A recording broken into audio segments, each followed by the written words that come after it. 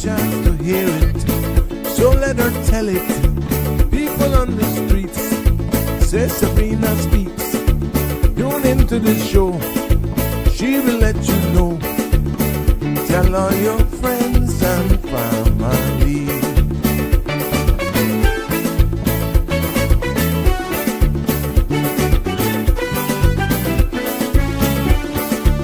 Real talk is no joke. You get the news straight up from grassroots and concerns. You can hear with some people gone. So tell all your friends to tune in to Good the evening, show. Cayman. I'm Sabrina Turner, and welcome to Sabrina Speaks, your daily dose of clarity, truth, and community insights.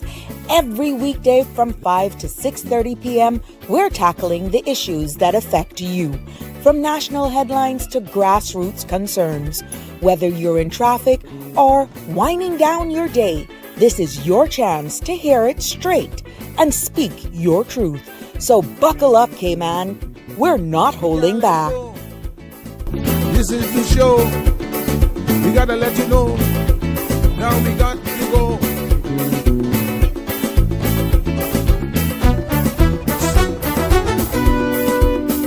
And now here's Sabrina. Well, what do you know? Good afternoon. I think all the mics are open. Yes, happy Monday, everybody. Happy Monday, and welcome to another episode of Sabrina Speaks.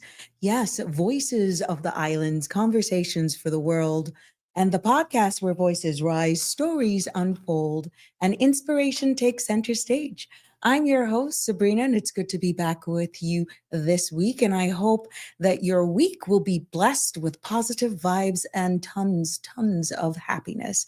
Happy Monday to each and every one of you. I hope that you all had a very good weekend, because I did. I must say so. I made the best of the weekend, definitely. And you can see what I did in the background. But, before further ado, the content you're about to hear, including any discussions or opinions from myself, guests, and our participants, is intended solely for general informational and entertainment purposes. It's not a substitute for professional legal, medical, or financial advice. So I encourage you to consult with a qualified professional for specific concerns. Bridge Media Limited and all its affiliates disclaims all liability for any decisions or actions taken in reliance on the information presented.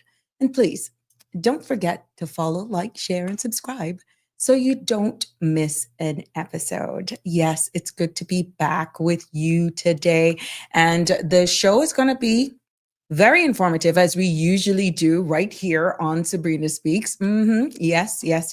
We're going to keep it real. We're going to keep it bustling as well. But, the festive season is here. And I know that kicked off from last week. You heard me brought you an episode just delving into it. Is it too early? Well, guess what? It's already here.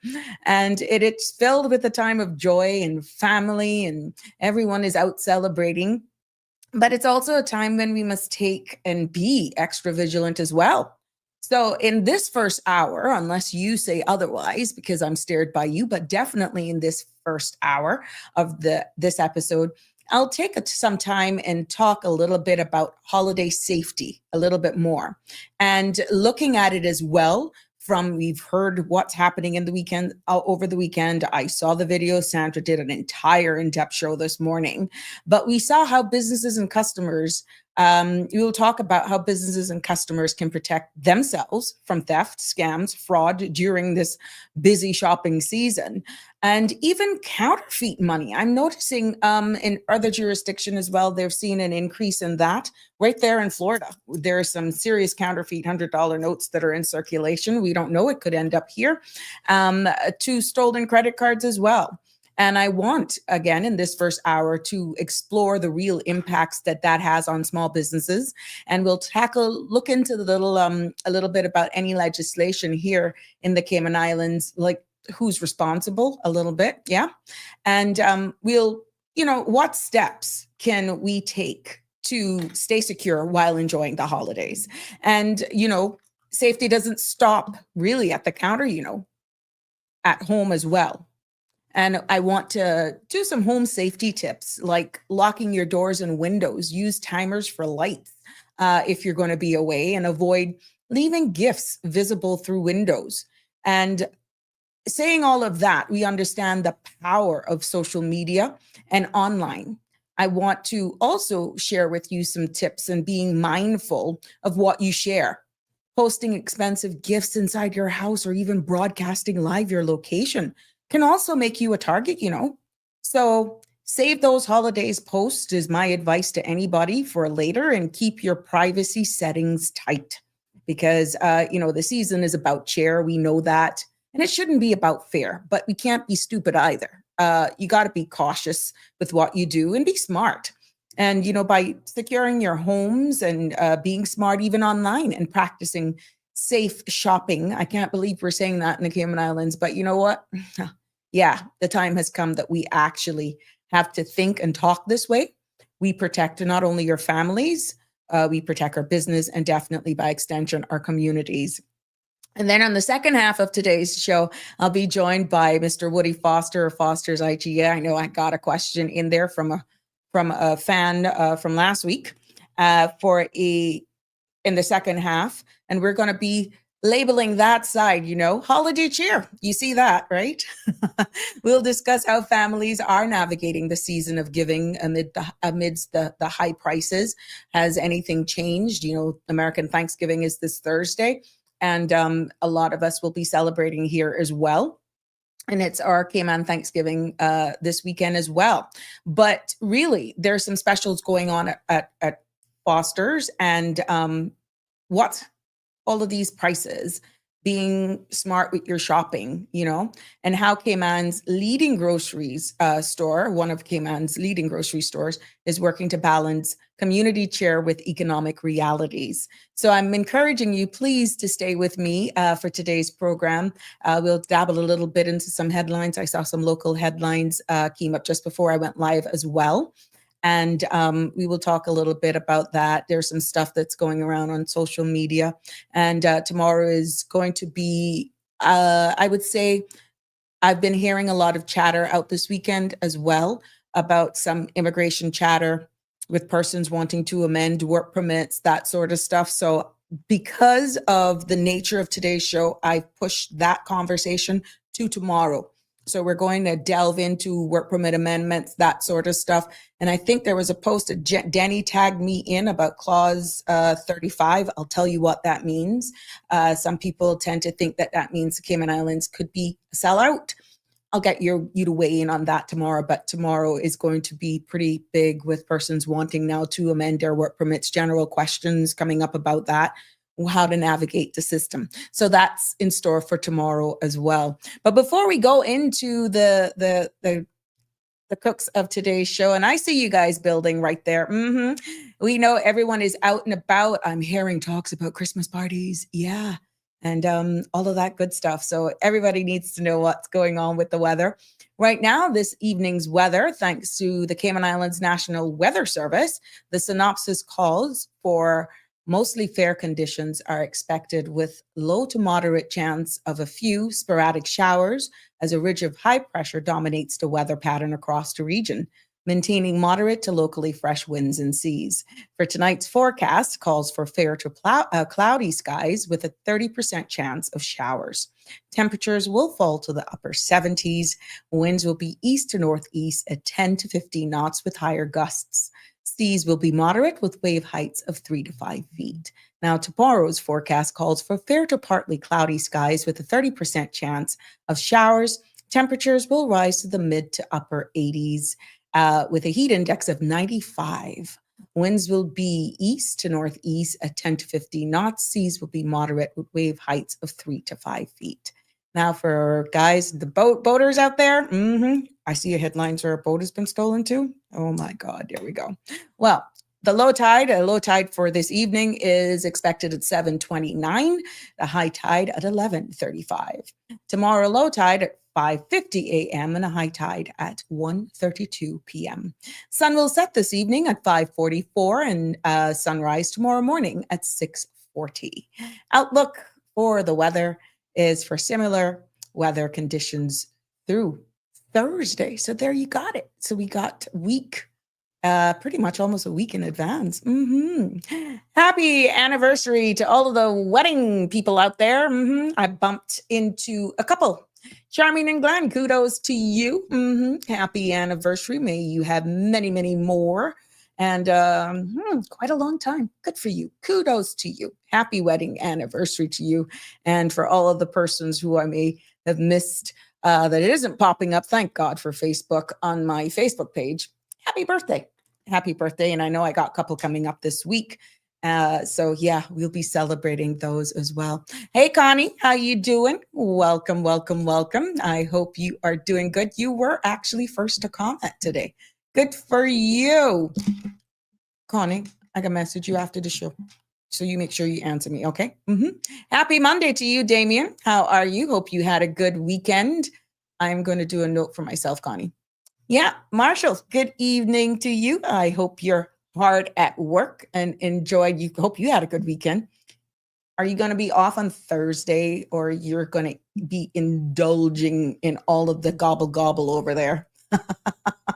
Whatever you do, have fun. Have fun doing it and enjoy the season. They say when you go to Rome, you do as the Romans do, huh? Well, whatever you do, Marshall, enjoy. Have fun. But to all of you just joining me, see what I did at the back? Look, give me a thumbs up if you like the back. I tried to do. There's really not a lot of space in this studio, this makeshift, but I do have a little corner carved out where I can do a little staging. And for those of you, I do enjoy Christmas. I love Christmas. But what I've noticed is that the older I've gotten, I'm appreciating more experiences with family and friends, like just going out. Thank you so much, Connie. Bonnie, you're a sweetheart. I just enjoy going out, that sort of stuff, and just spending time with family and friends. To me, those experiences really hits home to me. And but this is my favorite time of the year. I'm still undecided as to whether or not I'll do a tree, but I got all of my Christmas decor up pretty much, just because they're there. And it's amazing how from one season to the, I will be working on Thursday. What kind of thing is that, Marshall? Oh, okay. Interesting. Thank you, my friend Tisha. Hope you're feeling better. Oh, okay. Oh, Marshall, what a bummer. But I'm quite sure you're still going to eat, or you're going to party over the weekend anyhow. I know you will party. But yeah, I enjoy just spending time with family and just going out just because, like hooking up with friends, like just be spontaneous. Oh, I'm here, or I'm close to wherever. You want to do lunch? You want to do this? When I do get out. But of course, when I go out in the morning, like even to run errands and stuff, because I was out and about today, which is why I thought that was interesting. Leaving Sandra's show, I did not see her entire show, but I heard conversations and people were like, I listening to her now. And okay. But then I did make 2 stops. One place they knew who I was. That's fine. If you notice, I got highlights in now. That's fine. But I went to like big block stores and they don't know me from Adam. And I thought it was so topical with what transpired with that poor individual who's lost their wallets and just got hammered with unscrupulous persons. But it's weird. Not one person asked me for my ID. And I don't know them. And some tapped, some pushed it in the thing and whatever into the point of sale machine. But not one person, and it's not like I knew them, that asked me for an ID. And you would think with all of the social media coverage that happened that was placed on what was going on here, that, some of these stores would have actually beefed up on their protocols, which raised concern leading into my conversation with Mr. Woody.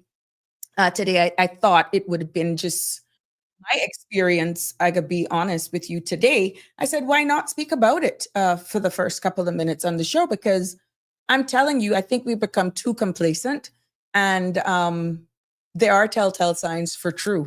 So not one person asked me for ID today. And I went to, with the exception of kudos to Mel at Vanity for layering me and my girl Carol. You did it finally, about time. But I love you lots. I love you, love you, love you, Carol. It turned out well. But Mel, thank you, Melvin at Vanity and Carol at Slave Beauty Bar and all the guys there. Yeah, my head's so big I need two.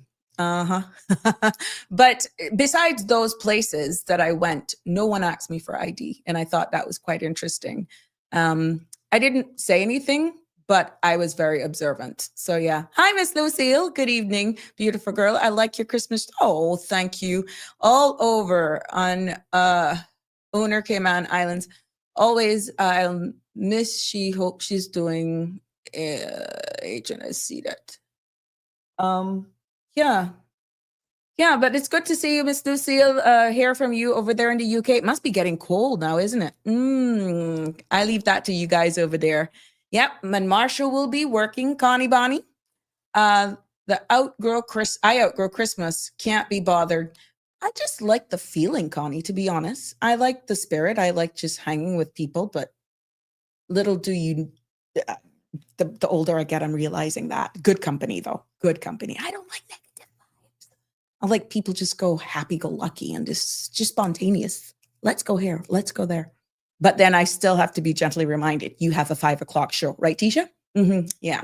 So that's the only thing. If I do lunch, just like my lunches, I love lunches. That you don't really have a clock, then that's, what do you call that? But yes. Hi, Ms. Bonnelly. How are you, my dear? Happy holidays to you. So good to see you commenting. Wishing you a good week and hope you're doing well. Oh, thank you. So you did. Sonia. So why you didn't touch me? Why you didn't tap me? Thank you so much. Girl, the highlight's bright, but I'm doing my thing. I said I'm no longer in Parliament, so why not rock good highlights? Yep. Me coming right out. Marshall, I got to make those coins first, then I'll be okay. Good. Smart. Yeah, spend a little bit on yourself a little bit, Marshall. Miss Dorothy, good evening to you, my love. Good to have you all here. Auntie, you stay there and think they don't know you. Well, like I said, no one asked me for ID. And I thought it was strange. I just think it should be practiced, even if you know somebody. Yeah, 1-2 times I've used, because I either didn't have my phone on me or I left my wallet. And I went in and I would use Eric's card and hoping that they don't ask or the pin. And thankfully, well, I knew his pin, but he can give me his pins because I'm like Dory when it comes to memory. I don't have memory. And I've used his card and I said, well, if it's anything, I guess I'll say I'm Erica, but that would be wrong. I would be breaking the law, right? But no, I've never, ever really, hardly ever anybody ask me for ID. So I thought that was strange with all of this. I would have done the same. I'm afraid of celebrity. Oh, Lord. No, man. I'm so down to earth. You guys do not understand it. You see me at the, well, once you identify yourself, we get into big conversation. I was in Flow, big up to Countryside Flow. Oh my God. Galleria was like a zoo. It was mayhem down there. And I just went to Countryside and it was a breeze. And yeah, it was good. I was able to engage with some of the locals there. There was a little baby in there. And I knew that baby, little girl, was an island baby. Barefooted as they could be. Running around the place. But I liked the vibe out there in Countryside. There's something about that location. So kudos to the staff out there. Flow General. But definitely I got through clickety split at Flow and I joined the queue. I do not get, even when I was in government and I could go out and I pay my bills. Life is the same. People would say, you won't go first? And I thought that was so sweet. But no, I gave me an opportunity to stay in the line and talk with people and to just get to hear what they have to say. I like that. But yeah, there we go. I didn't realize in preparing for this segment as well. Did you know that theft rises during the holidays? I was digging and preparing for this segment, and you always have theft and credit card fraud, that sort of stuff during the year. But it's actually statistically proven that retail theft spikes by 30% during the holiday season, just during the Christmas holidays. And that is a range of number of things, and because of crowds in the store and distracted shoppers, that sort of stuff. And then even in the US, this is based on stats from the US. Guess this number just blew my mind. Organized retail crime costs US businesses during a holiday season over $112 billion. Guess when? That will last year. Yes, organized retail crime has cost United States businesses over $112 billion US dollars in 2024. Now that, my friends, shows how serious the issue has become. And they're also seeing compliments of the US Chamber of Commerce. They're also seeing online scams and credit card fraud also more increase as more people, of course, shop digitally. Can you imagine? So you kind of wonder, what can we do to protect ourselves? You damn if you do, and you damn if you don't. Because if you go out, like what happened with the poor person that lost their wallet, or their wallet dropped off their vehicle, and you even got cash, you're still susceptible. And at least once cash is gone, that's it, right? But at least if you realize that you've lost your wallet, or your card has been compromised, you can call and stop it and block it. Once you got cash on you, guess what? There's no way of recalling that. So some of these businesses, like I said, it's one thing of knowing your customer, like me. They may know me, I don't know them, but I think even so, it's maybe a little weird, but practice makes perfect. Ask for ID. And some of these businesses as well should install cameras and mirrors and even signage to say that we have beefed up additional security during this time, or just security has been beefed up. Let people know, because that's creating an atmosphere of safety as well for your shoppers, right? And the whole protecting yourself while you're shopping. I know me, I love my handbag.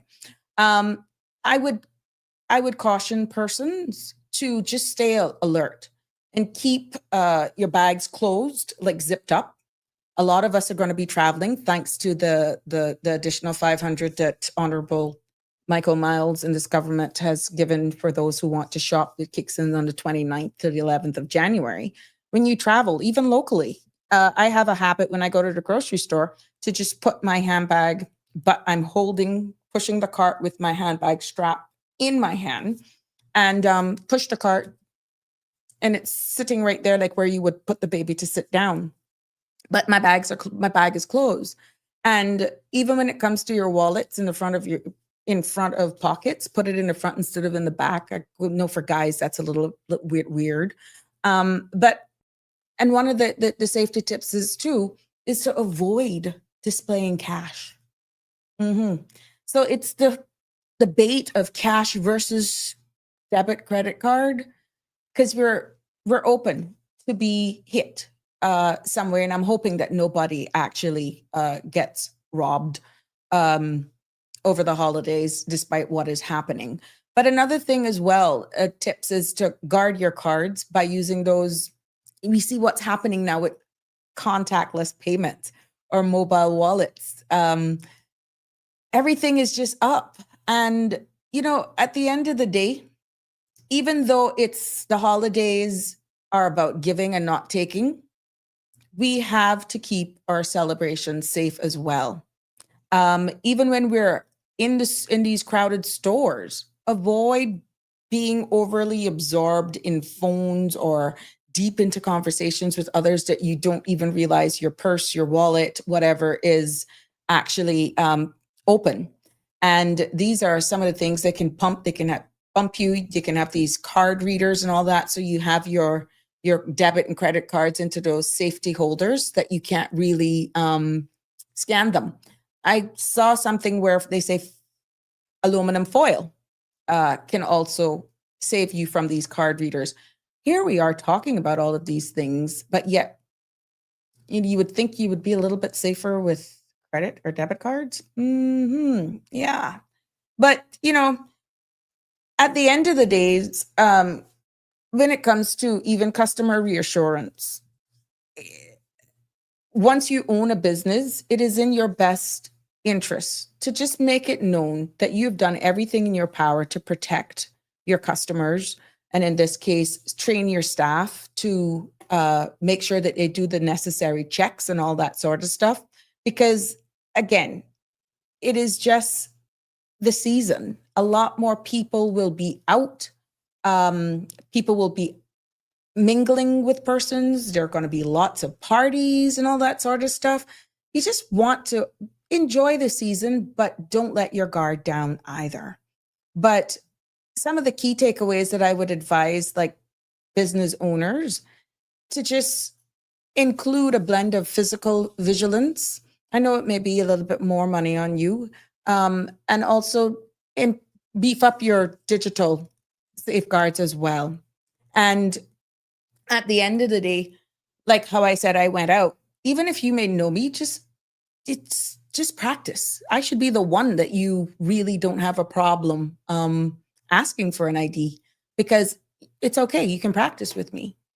But one of the questions came up, like what transpired over the weekend, whether or not retailers would then automatically be liable should the necessary checks and balances not be done and transactions are made by somebody else and not the holder of the card.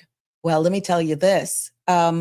It's one thing when it comes to even accepting counterfeit currency. Do you know that?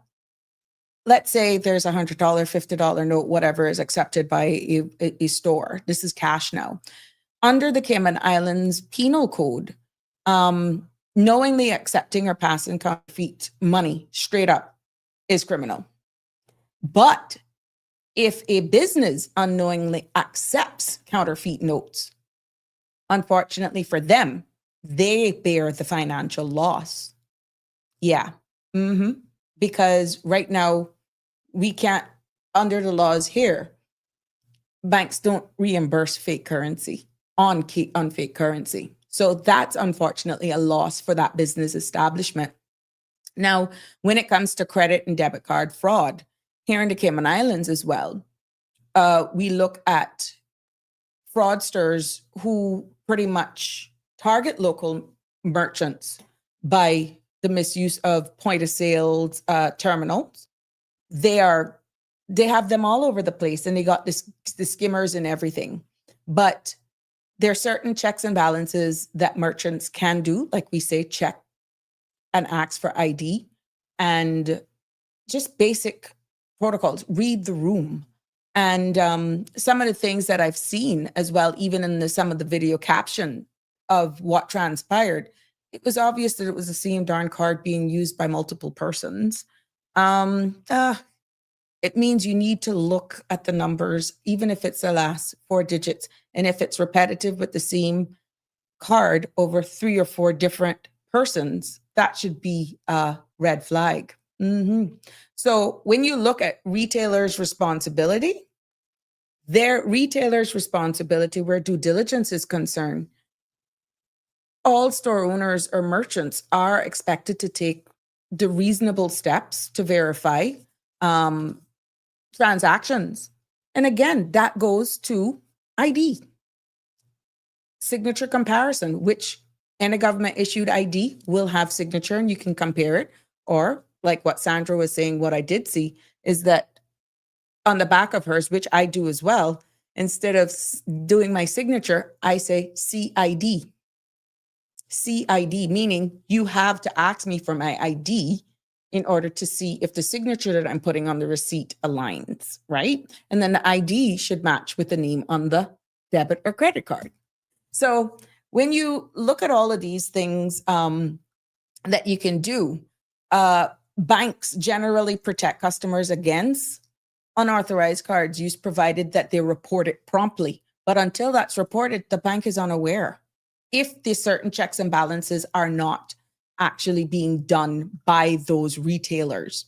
And customers too are normally advised to safeguard their PINs, like when you're keying in your code, try to obscure the area where you're putting in your numbers as much as you can, and ask for every transaction being run, change your protocols or your security features for every debit card transaction that you could actually get a notification on your phone. We always have our phone. Those are key things. And if you don't know, I'm quite sure you can call your bank or go into your bank and they will have somebody to actually help you. But when it comes to counterfeit currency, unfortunately, merchants bear the loss if they actually accept fake notes unknowingly. And this is during that time that we will see that happen as well. And if a card, for example, is stolen, that is outright, once caught, but straight up, a fraudster commits a crime if they're using a card that's not theirs. But the merchants may lose funds through if there's a charge back or if they fail to follow proper verification procedures. So this is going to be interesting how this one plays out. Will these offenders actually be apprehended? The conversation has ensued. Who is responsible, because certain protocols had not been, obviously based on surveillance camera, were not followed through. It's quite interesting. But Cayman law really criminalizes fraud and counterfeit use when it comes to counterfeit currency. But liability for merchants depends on whether they act with reasonable care. So for you to prove that with all the footage, there is a window that you could possibly come after some of these storekeepers. Like I said, there is a possibility if you could prove that certain due diligence was not done with every transaction, which leads me to wonder if it's ever been questioned whether or not that person would actually be, that business could be held responsible. Hi, Lavana, how you doing? Hope you're continuing on the mend. Oh, Miss Lucille, you're asking for Michelma. Michelma is not here. Michelma is off island. She will be until the new year. There you go. So we all knew what happened there. So you can privately message her. Yep. And let's see. I think they're off as well in your neck of the woods. So let's see. Reach out to him as well. Hope, Lavana, hope you're doing well. You had a good weekend and each day you're feeling better. I know in the afternoon you get a little more in a downer. That happens. But each day, hopefully you will actually feel better and better. Now, another thing that we need to do here in the Cayman Islands, we're huge on social media, right? And even though it's full of joy and we're excited to share what we got, it is also an excellent time for opportunists, And when it comes to protecting our homes, is one thing out in the shopping and what you do with your bags and your handbag and going to the car and putting stuff in the car and going back shopping and all that. All of those things, you got to be vigilant. That is not only limited to New York, Chicago, Fort Lauderdale, Tampa. That exists here. You have to be careful now as well, okay? But another thing that we tend to forget, unless there's extended family or friends that are down for the holidays, and there's usually someone home either baking those Christmas cakes or cooking or just hanging out, protecting your homes as well is key. Just as important as protecting your wallets as well. And some of the safety tips that we got to repeat this over and over and over again. We are accustomed many a times to have more of a lax type of way of lifestyle here, but that is changing as we can see. Oh, I feel so bad that I actually had to say that, but it's an opportunistic time for persons to take advantage and pretty much invade our personal space. So I would implore everyone who's going out, if you don't have a home security system, whether or not you have a home security system, to make sure you lock your doors and windows And also, this may be a time to either close your blinds or pull your curtains, even if you're stepping out briefly. Please, I am appealing to you. Don't leave everything wide open because people may just be seeing things and they take advantage of you while you're not at home. And another thing as well, use timers for lights. I know a lot of us will be putting up Christmas decorations and that sort of stuff. You may have some lights outside, but even like a lamp, you can get those smart plugs where you can operate these features from your phone. You could do like an entryway table where you could put on a lamp at a door or out exterior lights if you don't have dusk to dawn or solar lights. You could get some of those smart ones with ring and you can turn them on and off. That's also key. So it appears as though somebody's at home even when they're not, right? And another thing, don't leave packages or gifts. I said this at the beginning, visible through windows. It is definitely an open invitation, especially if it's big eye. That when I was a little girl. But now, you can get some nice gifts in small packages.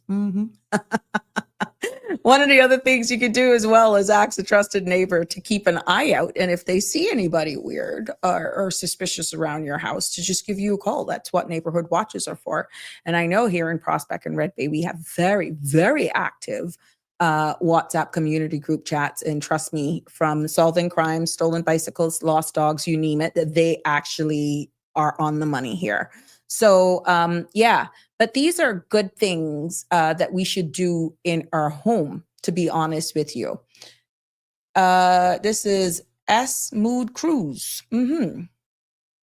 People may not know that they can limit the tap and go cards to a small amount in the event that their card is stolen. Mine is 50,000. What do you mean? 50,000 is your limit, but you can limit exactly how much, or $50. $50 is your limit. So any transaction over $50, I got you. Any transaction over $50, you will be alerted. Good. Yeah, that's what I was saying earlier on. And if they don't know how to do these features, they can walk into the bank at the customer service. And I'm quite sure once they have to log in on their phone, that can be easily helped. Yeah. So I think it's best. $50 is still a punch for some people. But it's annoying every time you do something. Well, yeah, the average is 50. But yeah. Just do those settings on your debit and credit card. You can do that even on your credit cards as well. Thank you for sharing that again.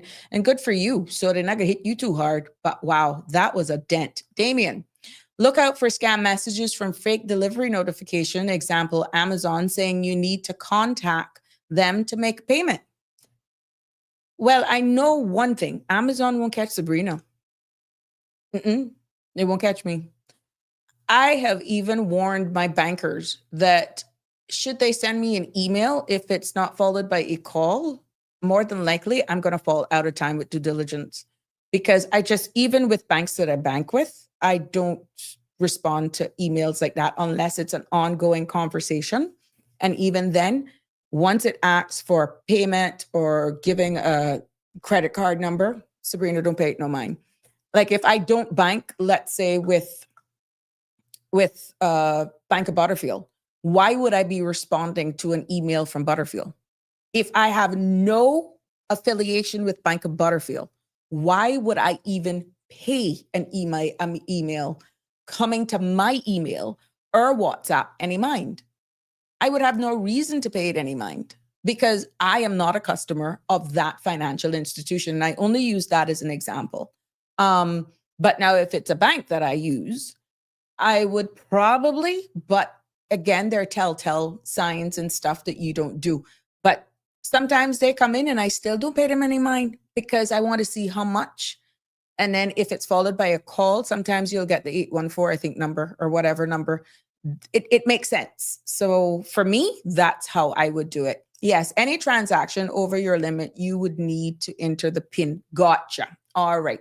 Yeah, these are some safety tips that we can all take into consideration this holiday season that I feel would make us all feel better. Because let me tell you something, with how tight cash is right now and how everybody has to work so hard, I tell you what, Churchill's, Borden Funeral Home, my family would have already been in contact with them.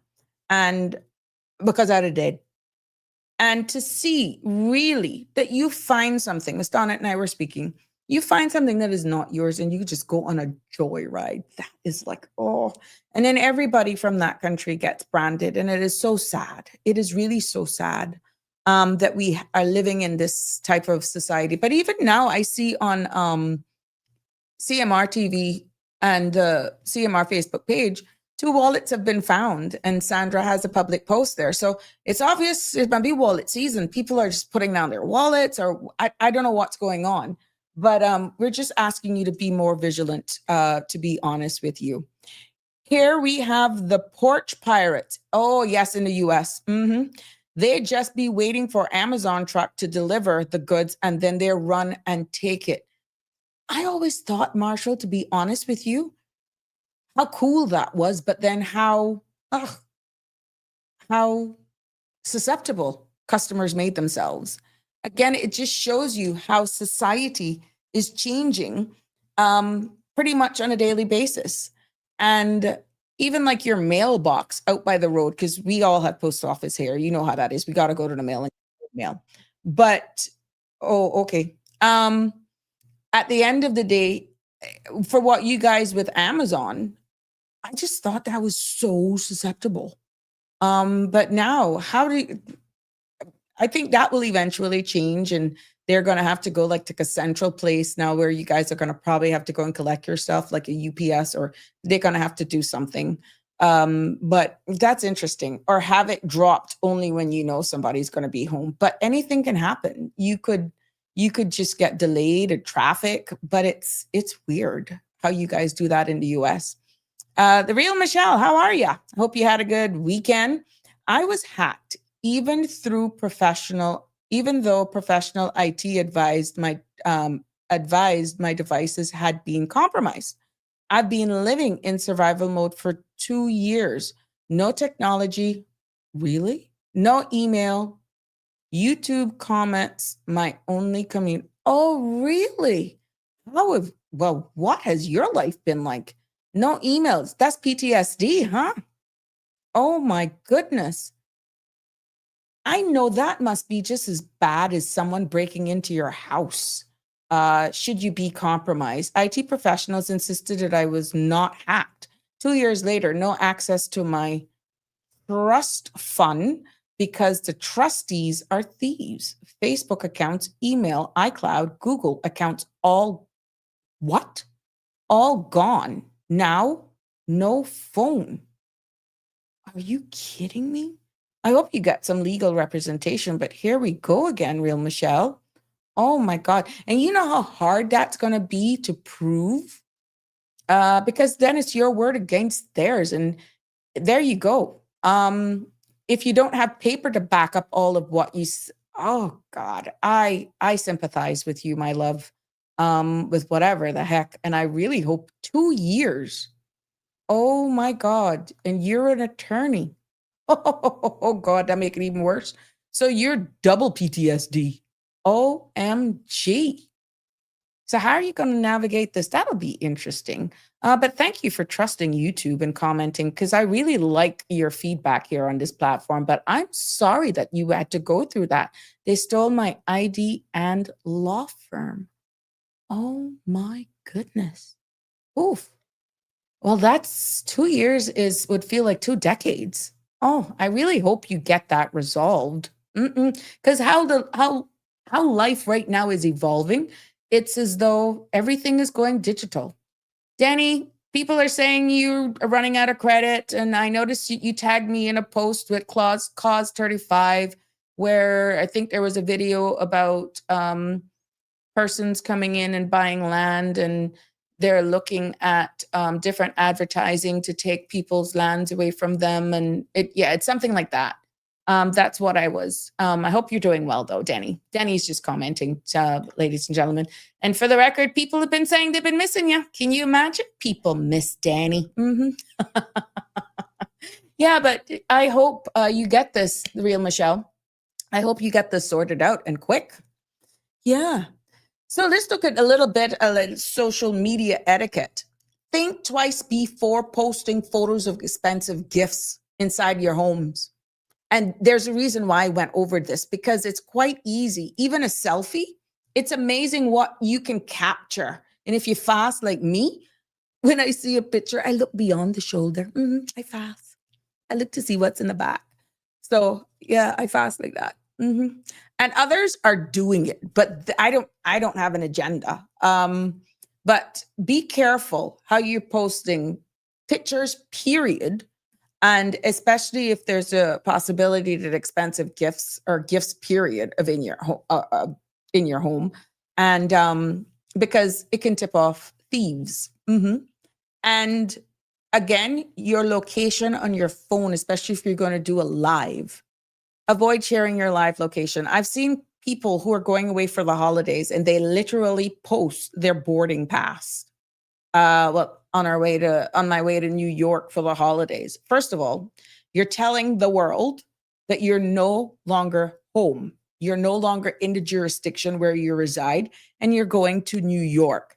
That boarding pass alone not only has your name, it will have your seat unless you obscure certain things. And there are also other coded information on that. I think, if I'm not mistaken, could bear even your date of birth. So it tells your airline and all of that sort of stuff. So you're setting yourself up for where you're going, because they know where you're going to go. And you're setting yourself up for where you're leaving, because if you're Caymanian or residing in Cayman, somebody may actually know where you live. And because you're so bold saying, I'm going to New York, I'm going to Chicago, I'm going to wherever for the Christmas holidays. Guess what? Your place where you live here in the Cayman Islands is open season. Good evening, my dear. How are you? Not bad. I found some credit. Yeah, you did. You found credit. Oh, Cameron will be happy. I noticed that you tagged me in a post, but tomorrow the conversations ensued, and I'm hearing a lot more persons talking about how they go about getting work permits amended for dependents and all that sort of stuff. So I was going to do a segment tomorrow on immigration, which I know people love, that would just totally segue into what you tagged me in under the immigration reform, section 35 that you tagged me in. So yeah, the public really needs to understand what that is. Yes. I think you should take your time and explain what that means. Yeah. So that was what I don't have a problem with you coming in, because you've already got it out there. I saw you tagged every member of government, including myself. And I can break that section that is being proposed down in layman's terms. I can probably draw some examples, and then I'll figure out playing the YouTube link that you sent and play that. So we'll put more context to why you came up with that and how to tie it in.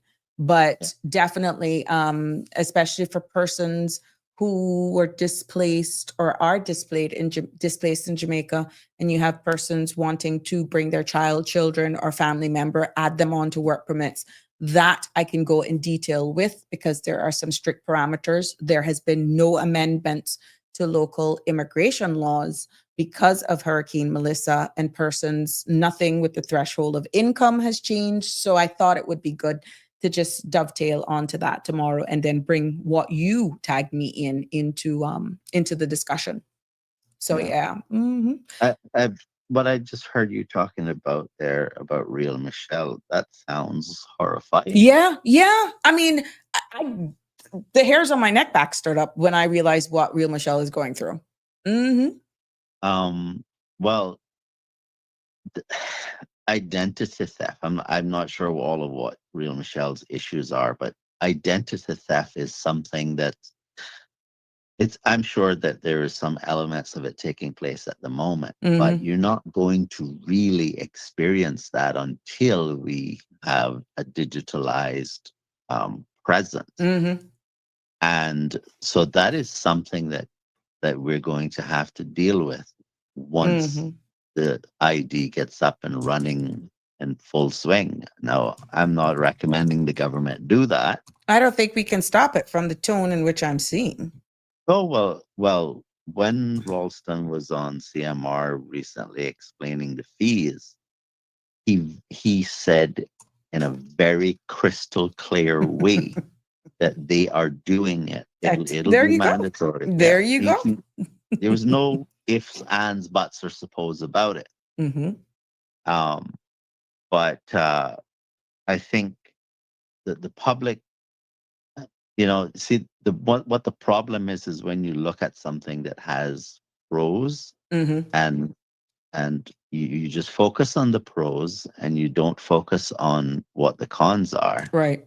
because these are real. You remember when it was first being brought out that um, some of us who railed against it Mm-hmm. um, asked for the power for cabinet to make any list by regulation be removed from the bill.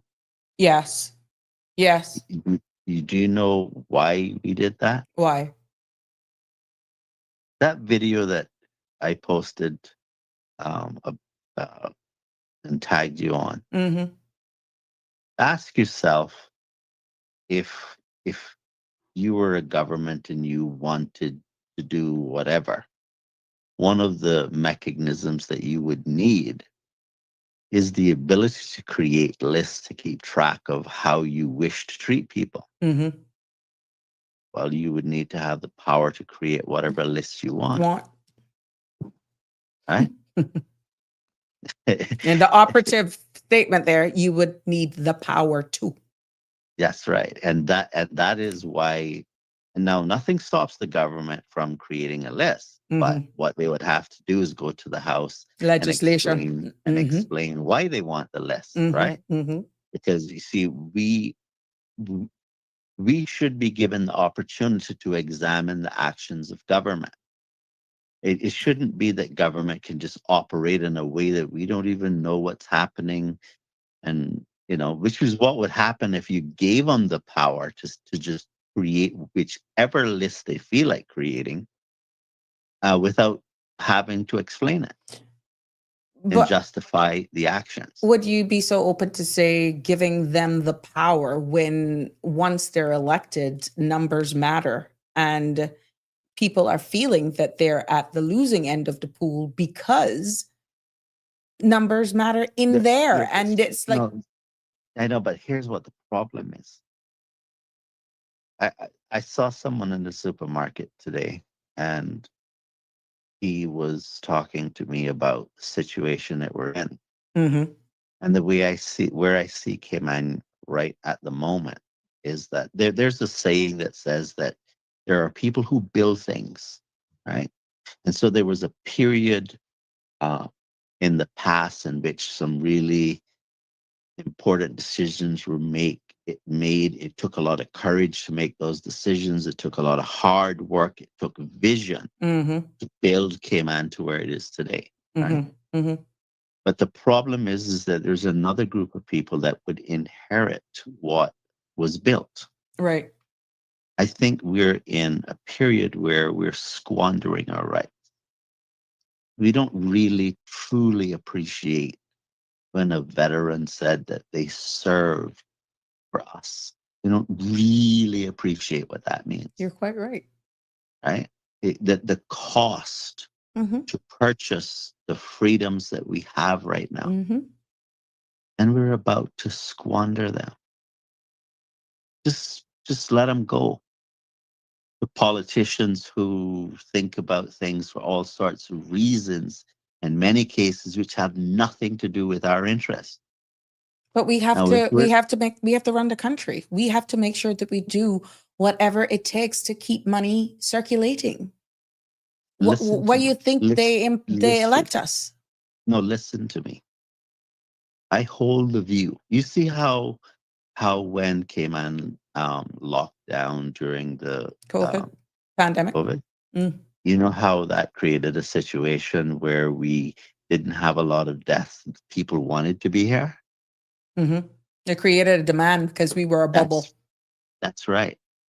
If we were to not sign up to this nonsense that the world wants to do, Look at we it would from the flip create side. that's right. We would create a place where people would really want to be. You'd better have a good immigration policy then. Mm-hmm. Yeah. Because the And demand would definitely be there from that's everybody right. who doesn't want to be controlled That's by this, right. digitization of world. We That's would be right. unique. And there is more people who feel that way than you might imagine. They're not going around saying it. Yeah. Okay. But they're there. Mm-hmm. And the whole issue of identity theft is going to become, and now I know that the government believes Mm-hmm. that they'll be able to handle that because they feel they'll be able to do everything. Mm-hmm. But that's really, really naive. Right. All right. So in AI right now is being used by criminals to assist them Mm-hmm. in the nuances necessary to hack systems, Okay. right? And what is going to happen is that those vulnerabilities are going to continue to exist. Mm-hmm. And one of the things that Europe is fighting for at the moment is to do what is called client-side scanning. Client side. Client-side scanning. Mm-hmm. Like, so when you have a computer system, you have what's called a server, and then which would be like a website, like say CMR TV website. Right. That would have a server running that, right? Mm-hmm. And client means any application like on your phone, on your laptop, on your desktop that interacts with that website. Mm-hmm. That device is a client to the server. Okay. So the client would ask the server a question, and the server would respond with an answer by showing you the web page you want or piece of information that you're asking about. Right. That's a reply. Well, what they're saying is that all of these devices, stuff that even your digital ID would be on, they want client-side scanning. Well, that means that what that technically means is that the government in Europe wants to be able to instruct whoever is making the operating system on your phone, whether that's Apple or whoever, to capture the information that you have inputted into your phone before it could be encrypted. Oh. In other words, to hell with your right to privacy. So what's the sense of, I guess they're telling us to read it, but we don't read the fine print. That's right. But let me tell you what the consequences of that is, right? Because when I listened to what you were just saying about the real Michelle, I mean, what has happened to them? Horror started going through my mind. 2 years.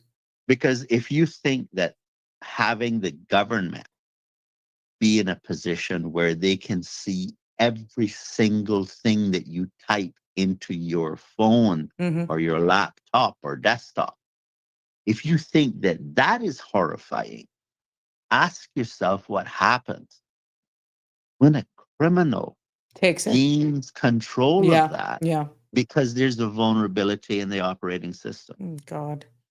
I'm going to ask you to stick a pin because I got my guest on. Mr. Woody's in the background.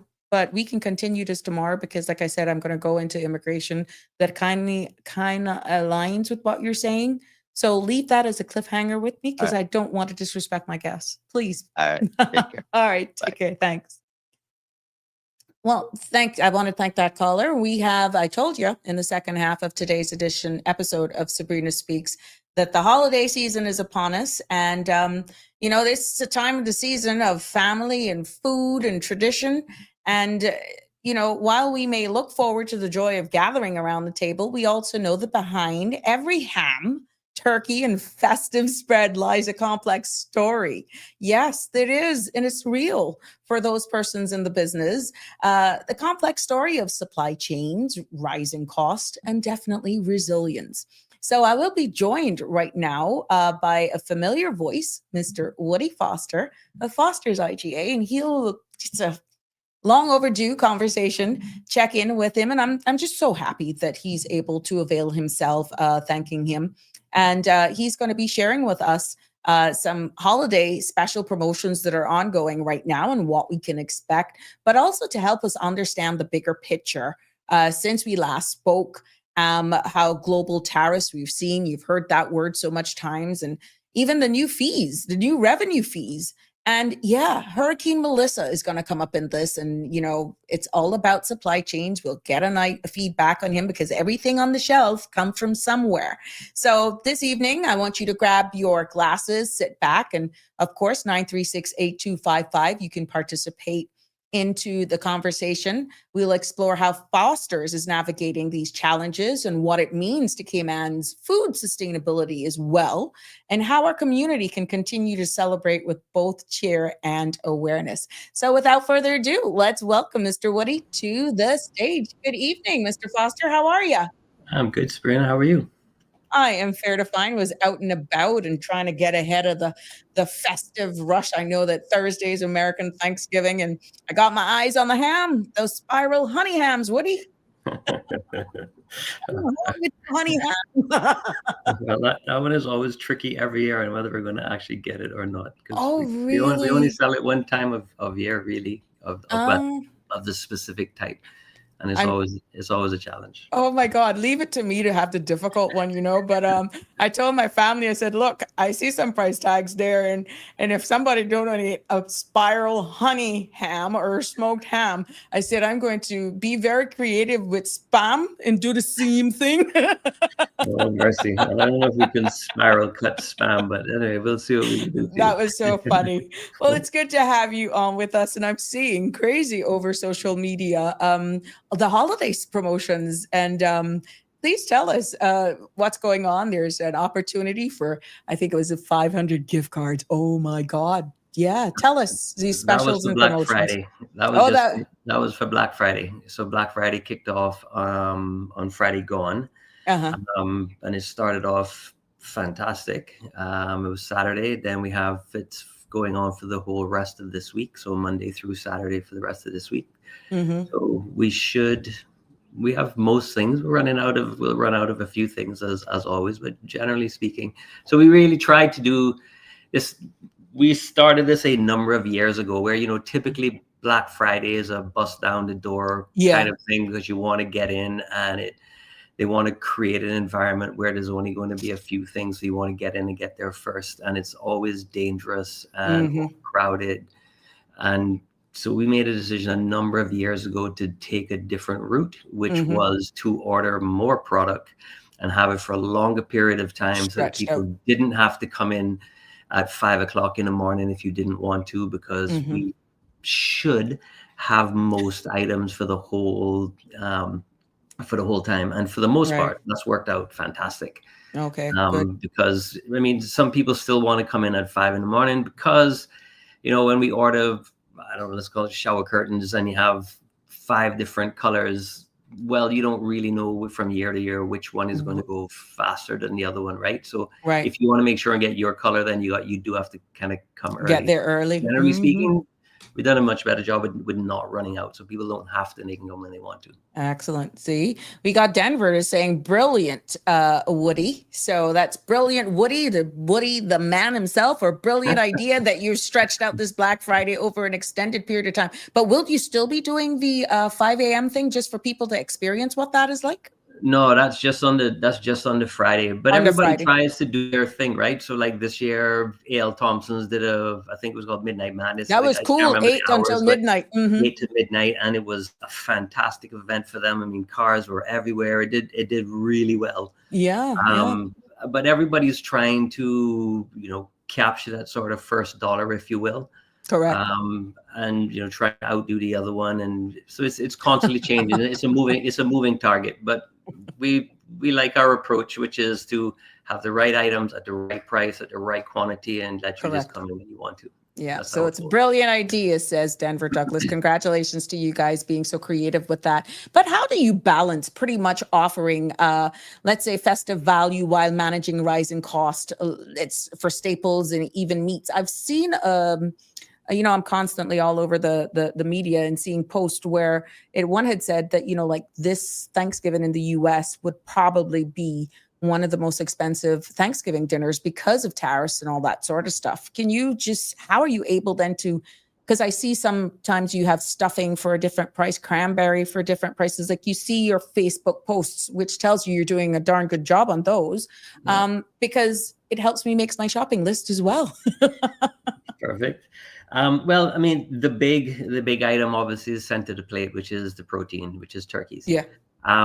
And we are not really seeing crazy pricing on turkeys. Like, so Okay. if you look at our deli dinners for Thanksgiving and Christmas, where you can either get pork, ham, or turkey with all the fixings, the price is the same as it was last year. It hasn't gone up. And in fact, we found a good deal on turkey breast. And so if you just wanted the breast. turkey breast, it's actually cheaper than last year. Oh, that's good to know. So for that particular comment, we haven't really seen a big issue on turkeys. Okay. But it's always a tricky time of year because it's such an important item for Thanksgiving. It's a demand for American Thanksgiving, and getting the right place at the right time is tricky. Like in fact, this year from our supply, they sent us a container of turkeys that we couldn't actually use. Oh, so really? We had to scramble to get it replaced, and it was actually a huge problem. But anyway, we got it sorted. I don't know where they got these turkeys from, but they were so old. They must have come from Jesus's days. I don't know where they came from. But OMG! And you guys did the right thing. Yeah, they had to be destroyed, and we had to replace them. So to your point earlier, that there's a story behind everything on a shelf. Logistics is a tricky business. And kudos for you for identifying that and where quality, because you could have done all sorts of stuff with those. That speaks volumes to who you are. Yeah. Good for you. That always comes out. You always get caught in the end of that stuff. So do the right thing. But you see, again, people would never understand what you actually put up with. And these are things you have to have a keen eye to be able to identify. But there are there any Caymanian traditions, let's say, or even community focus initiatives that Foster's is highlighting this holiday? Is there anything that pops out? Not really highlighting, but like local beef. We don't do a huge business with local beef, but Christmas time, it does go up significantly for local beef. Now they can get local beef from lots of places, but we have to have it also. And we only do probably 2 to 3 carcasses on any given week, and it probably goes up to 5 or 6 at Christmas time per week.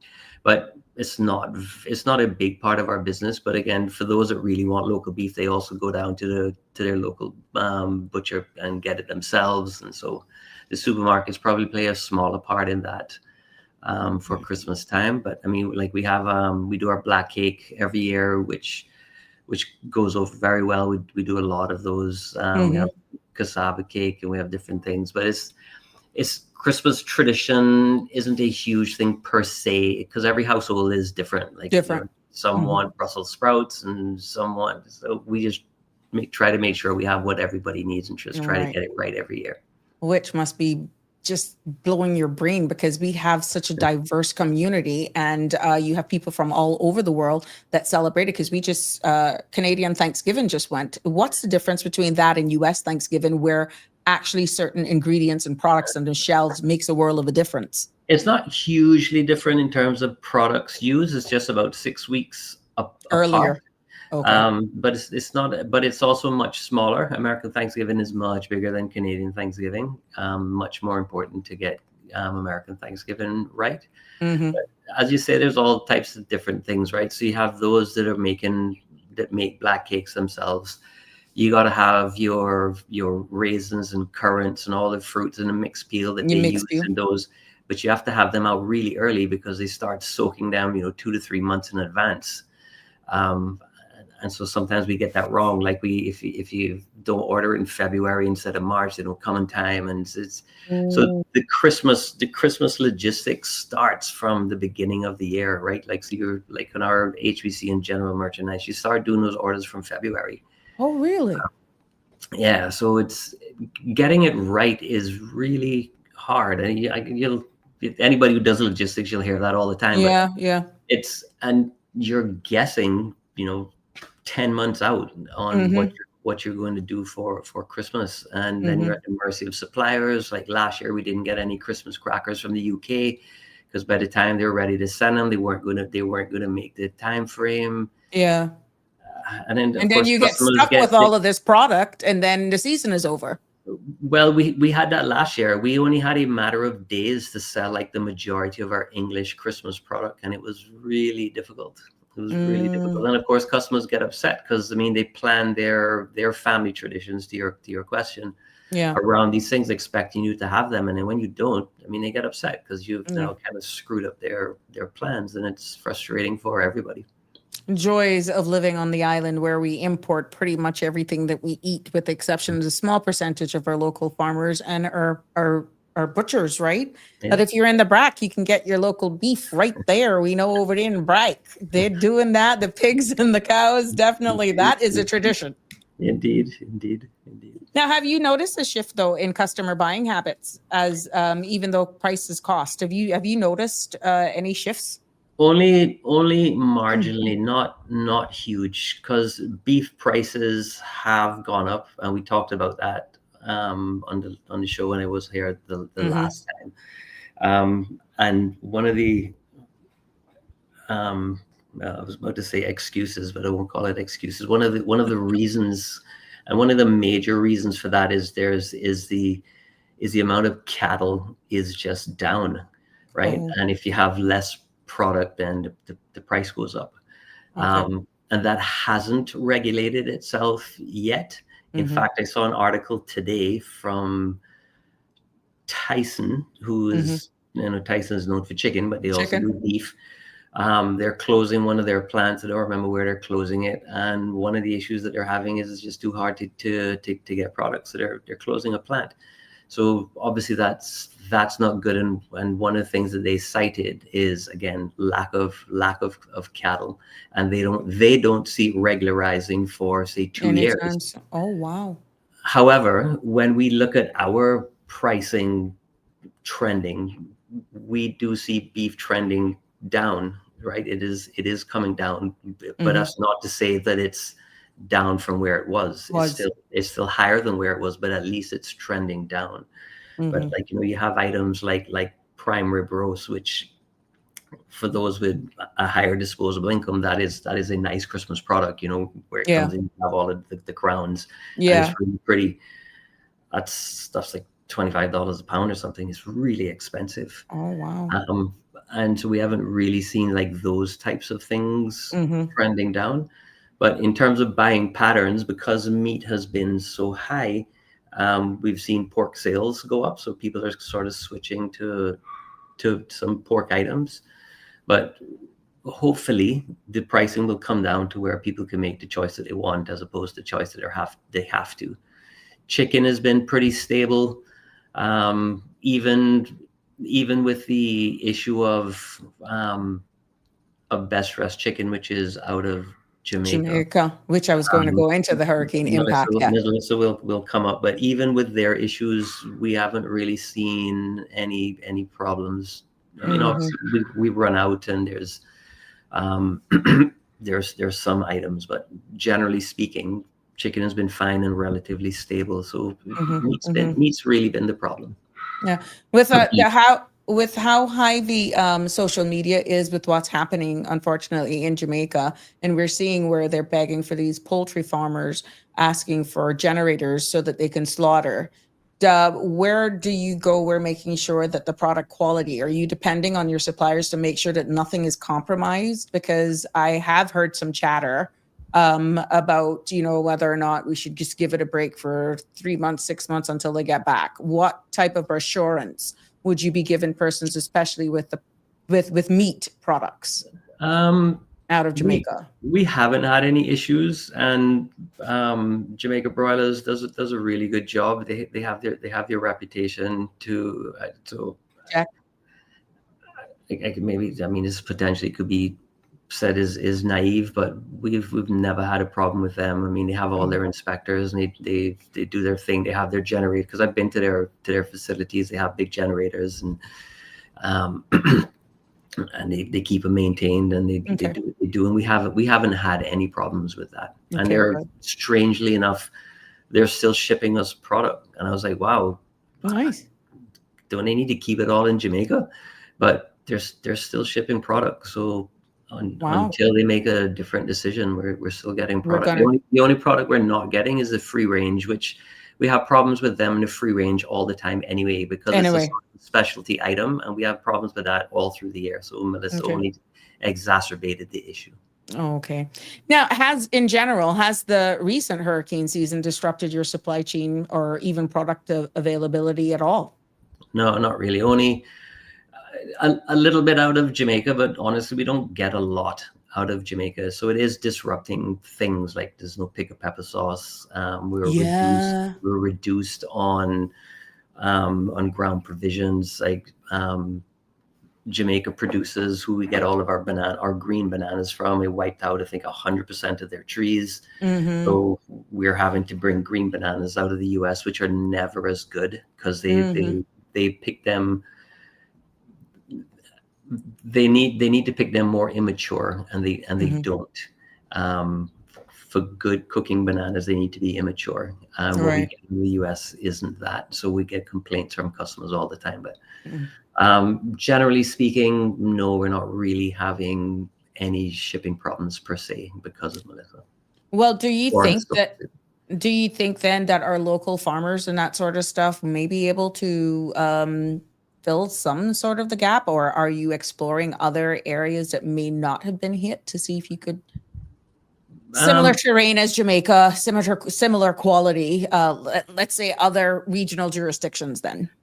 Well, I'll start with local, and local, not really, because Cayman, at least at this point, doesn't have the agriculture space to really take care of our food the demands. The soil is not good. Everything in Cayman is expensive. So our labor is more expensive than what it would be in another country. Electricity, water, land, everything is expensive. And then on top of it, our soil is not good. So we're never really going to be able to take care of ourselves like that unless we introduce technology. And we can do some things. We can do little things to a minor extent. But especially as the population grows, it just gets harder and harder for us to take care of ourselves. It is what it is. But there are people like Beacon Farms who are exploring things. Alti is doing a big thing out in East End in terms, I think he has 100 and something acres that he is investing in and doing a better job with plantains and different things. So nice. Hopefully with all of that, we can get better, but will we be able to feed ourselves? Only time will tell. Okay, well, that's my opinion. Yeah. Going regionally, my comment is the same as it was the last time I was on a show, which is shipping lanes. We don't have the shipping lanes from any of those countries to get it directly. So it has to go to Jamaica or Miami to come back to Cayman. Take care. Yeah. So, with how CARICOM, and we are an associate member, for those who may have missed that interview, do you think maybe, because I know they are actually trying to look at shipping services into the CARICOM jurisdictions, despite the unfortunate unrest of staging the U.S. Military in our seas. But to keeping it in context with this conversation, I digressed. Just keep it focused on the food. Do you feel that maybe because of us being associate members and understanding that we're all small island development states, that maybe by us being around the table or being associate members, that let's say through Chamber of Commerce and you guys may be able to explore, or you don't think that is an option, instead of it having to go to Jamaica or to US before coming here? Maybe there is, if the right conversations are being had. I'm just saying. I don't think it's realistic to any scale. And the reason is twofold. Cayman is very small at 90,000 people. It might be too many people for us, Yeah. but in the scheme of things, 90,000 people is not a lot of people. And there's no two-way trade. So everything that comes to us, we ship back empty containers, Empty. right? Mhm. So to make it worthwhile for a ship to come with product from Dominican Republic or wherever, you have to fill that boat first To of make all. it worth its while. But then it's going to go back empty unless you can do some kind of tripartite or four countries or whatever, where it leaves Dominican Republic, comes to Cayman, then goes to Belize, and whoever. Yeah. Maybe that might make some sense, but then that starts to get tricky in terms of who gets what on what days and how long does it take for the turnaround. So we have to pull product from places to where we can fill a boat. Okay. Otherwise, it just doesn't make any sense in the whole economies of scale. All right. We had a question or statement, a comment made by Denver. Roast beef is a shortage at Foster's Food Fair, often out of stock. Roast beef? What kind of roast beef? Denver, need more clarity there. What type of roast beef? What round? A special cut? What? And, what are the reasons why there are beef shortages? Other than being out of stock from time to time, I don't think we're having beef shortages. I'll have to ask Danny about that tomorrow over a cup of porridge. No, I think he was talking about when you were saying one of the Tysons, even though they're knowing, he's probably caught it off. Where you said one of those Tyson were closed the plant? Tysons. Yeah. Maybe Well, that's what he's. That's a strategic decision on their part. Oh, for sandwiches, sorry. Okay, that's bad ordering. That's our fault, and I will make a note of that. You see, Make a and note of that. Sabrina Speaks family, trust me, Woody is good at this because every time he comes on this show, I got another comment to make from Miss Barbara G as well, who's happy that you're here. He makes his notes, and I can tell you, Woody is on the ball. He will go and he will ask his questions, and he'll definitely get it rectified. Miss Barbara G says about the airport Fosters. There's a space, I think, for buses. There's a space, yes. Yeah, but that is now being abused or something like that. What's going on with that? So it's something going on with the bus space that I think it's being abused. And she just wanted me to ask you about that. Well, at the airport. I'll put this back on you as being a former politician. In my opinion, the politicians are who screwed that up, because you were no longer legally allowed to clamp cars. Okay, So, gotcha. Unless I have security outside just guarding that spot, it's just, There's no way of people taking. well, I wouldn't say advantage there's no way, but it would be really difficult for us to keep people out of there because they get very aggressive. Sometimes it takes the police to get involved to move people out of handicapped spots, and it's just difficult because the age-old response is, "Oh, I was only in there for 2 minutes." Yeah, okay. yeah. While you were in there for 2 minutes, the person who needed it can't use it. My God. But it's always tricky. So if they want that fixed, talk to your local politician and get us to be allowed to clamp cars again. I thought it was a good policy because people were complaining about the $100. Well, the fee is $0 if you don't park in the wrong spot. Yeah, So yeah. What are you worried about the fee for? Yeah. Wow. Well, that's interesting. Let's hope that's a takeaway again from this, because we know they do listen. Now, Woody, speaking of costs, let's go closer to home. Yes. The government recently announced new revenue fees. Now, how does these challenges affect Fosters, and pretty much to what extent do you foresee them being passed on to customers? We know that the Honorable Minister did say that come January of 2026, based on the demands of the new condos, new hotels that are opening, that is going to be over 40,000 plus work permits still in play, right?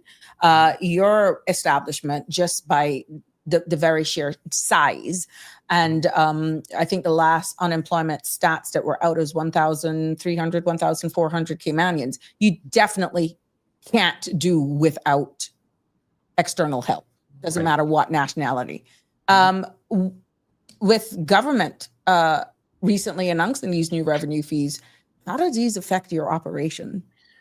The only one that should really affect us, because a lot of it wasn't really directed at businesses like ours, but the work permit, not work permit, but the fees on The filing fees? the filing fees and those that has the potential to affect us significantly. Somewhere between 200,000 and 300,000. That has the potential to affect us. That's relatively significant. Now, hopefully we can reduce the amount of amendments, which obviously then mitigates against that. We're hoping that they are able to do what they promise, which is to do away with the temporary systems, because they're actually getting the 1 years and the full ones out sooner, so that you don't need to do temporaries. And which was the only reason why people were doing temporaries in the first place, because it was taking so long for a GOL, a work permit grant. Exactly. So hopefully they're able to fix those issues. But between the amendments and the other minor tweaks, and if they also put on an increase on work permits themselves, which hasn't been talked about yet. Yeah. So we're making an assumption that that's possible. And let's say they put on a 10%. Across the board, that could hit us for another 150,000 thereabouts, because we pay roughly $1.5 million in work permit fees every year.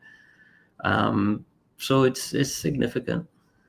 So despite they're hoping not to impact the local market, it's still going to indirectly impact you. And then the next question would be, to what extent are these costs going to be absorbed by Foster's versus passing it on to customers? That is a straight up, we know you are in the business. Everything comes with a price, and true, but we don't really just throw it back on the community willy-nilly, notwithstanding what people say and what people feel. Right. And I'm not taking away for how expensive groceries are in the Cayman Islands, because they are. But we wouldn't just simply go and recover that. The first thing that we try to do is, my latest stupid saying is, remove the bubbles. And when I say remove the bubbles, is remove inefficiency. Right. How do we do a better job of productivity? How do we stop doing this so we don't have to pay this unnecessarily? How do we working find smarter ways then to chop out, let's say, $500,000 in new expenses? That is the first order of business, to try to do that. It's not to simply say, well, if you put it on me, I'm going to put it on the customer, and it is what it is. It's not my fault. That's not generally how we, and I think most businesses do things. Now, some of these fees are pretty difficult. So I mean, when you look at some of the other ones, I mean, law firms, I mean, maybe they will have to put up their fees. I don't know, but I'm not in that space, so I can't really speak. Right. But how does the licensing of your vehicle work? Will that not impact you for a non-Caymanian driver of your fleet? No, I mean, because it's Caymanians will, so I don't think that'll affect us. However, I mean, where that might affect us is right now is difficult for people to get to work. Because while we're not open 24 hours to the public, we're almost open 24/7 for working. And we don't have a very good public transport opportunity, right? So you're almost forcing people to come here who have never drove before to learn how to drive and get their own car. Yeah, because I mean, when you look at housing is another problem. And for you to find somewhere an accommodation to where you can afford, you might end up, east of Savannah and work in Republics. How is that person supposed to get to work? Yeah. So they go buy themselves a little Honda Fit and learn how to drive, and we have another problem on a roundabout, right? And that's how that works. And so all of a sudden, if you're going to make it so difficult for them to be able to afford a car, well, now what are they doing? And so if it gets bad enough to where people aren't showing up to work, well then, and this is just plain devil's advocate. Yeah. We're just having a conversation. do we now at some point, if it gets bad enough, hopefully it won't, but if it gets bad enough, do we need to start looking at busing our people to work? Well, now that's another expense again. So there's all of these possibilities of that wonderful word, unintended consequences. Yes. When we do these things. So, but we have to wait until it You plays just got out. time. And But just, when we talk about the budget that the government has passed, well, and we won't go into whether it's right or it's wrong, but they passed it. And it's passed. when you look at how much surplus they're looking at getting on that budget, it's a razor thin margin. And so if they don't do this fee increase, then we're now in deficit. Yeah. Right. Which is a very fine line, thin, like you say, razor thin. So it's tricky. It's really tricky. Oh my gosh. Denver says, call it bias if you'd like. However, our food suppliers, Foster's Food Fair, Kirk's Hurley's, should have some reduction on cost of work permits. What's your take on that? Because it's not like we have the persons that could make you all Caymanize or spousal Caymanians or PR. You just don't. The skill set, one, there's so much. It would be interesting to know what varying occupations. They just see you pushing your cart, coming into the supermarket and think, oh, you just got people working in the warehouse operating forklifts and cranes, or people stocking shelves and that sort of stuff. But there's more than meets the eye. What's the average occupational or types of jobs that are in your supermarket? Well, I mean, we high have fees too. Well, we have. I don't know how many different occupation types. Yeah, I don't know how many we have. It's a good question. But we got pharmacists, accountant, meat cutters, cashiers, merchandisers, cake decorators, baristas. I mean, we chefs, cooks, prep people. And within immigration, as you would know yourself, because I mean, this is your space, the difference between one person and another in terms of a fee difference, yes, like in our deli, could be the difference between in the job description whether they're going to use a knife or not. Correct. I mean, it's as silly as that. So at one level, if they're not necessarily going to use a knife, then it's one fee. But if they're going to use a knife, then it's a different fee. I'm like, yeah. But it's in the same space. I mean, I don't remember how many pages of different fee structures there are, but it's just so complicated. Comes in like the codes for customs. Well, yeah, I think it would be better. I think it would be easier for everybody all around if we had an easier set of categories to where there wasn't so many. I don't know how many pages, but there's multiple pages of categories. Correct. I mean, let's get it down to one page or 20 items or something, because I don't know that there's that many degrees of difference. Like in my school, well, most of them are laborers, right? So it's unskilled laborers. Why do I need to have so many different layers? To me, it doesn't really make sense. Now, that doesn't go to Denver's comment that we should reduce, but I think it would be easier for all of us, and I think it would help with bureaucracy and efficiency at work, and not all of the fighting between us and them. And well, is this person a merchandiser, or are they a shelf stacker, or is like, well, there's no difference. They're the same. Why do they have to be in different categories? So like one of them is $1,300 and another one is $3,500, and really they're the same person. Well, I think what they're trying to do, and they're probably actually on their way of not necessarily restructuring the entire regs from what I'm hearing based on what little communication is being made publicly, but based on the difference in salary that you pay a merchandiser and to differentiate the two. You understand? I think they're going to be looking at CVs and exactly the difference in salary between 1 and 2. So you just need to find that sweet spot if you're going to just categorize everybody as a merchandiser, even though we may have different tiers. But what would be just finding that neutral ground? I think they're on their way of looking at it. And I don't think you want it to be a case where then your work permit fees are determined on how much your proposed salary would be, because then that is going to be even more challenging, because qualification has to do with it. It's going to be they're going to need to be talking to people like you who are Well, in it. at the end of the day, they simply need to make it easier, right? Yes, I agree. Because they don't want to reduce the amount of, how do I put this, eyeballs on each piece. So, well, let me say it another way. Immigration or work touches every single piece of paper, right? Correct. So all 40,000 work permit individuals, and if they got a temporary before a full, now they're touching it twice. It's just so much labor expended on all of that workload. If they could just make it easier, they could turn them around faster, and it wouldn't have so many problems. But they have to, I don't know that there's any. Anyway, let me not get into that, because I'll get myself in trouble saying something that I have to respond to. But at the end of the day, they need to make it more efficient.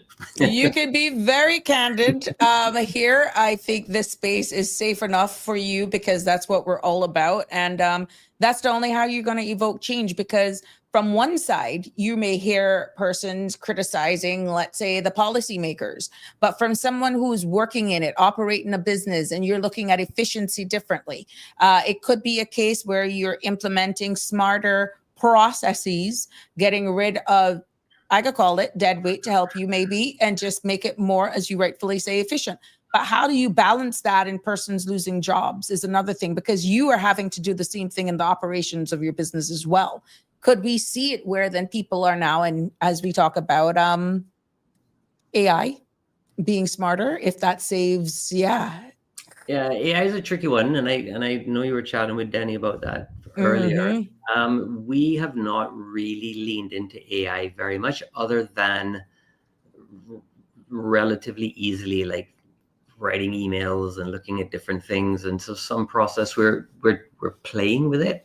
Right. But to say that we're getting to a point to where we're going to reduce employee count by AI, we're really far away from that. Because we're seeing in some articles where people are just running huge warehouses, just fully automated or AI generated with robots and stuff.